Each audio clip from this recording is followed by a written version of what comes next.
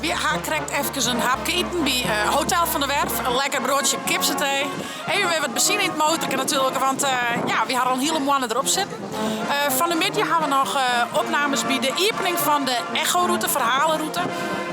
En er wordt een portret presenteren van onder andere Jesse. En Jesse maakt vanmiddag ook nog even een interview. En dat is nog een jonge jongen die het echt nog het eilanderspraat echt nog broekt. Een van de weinigen.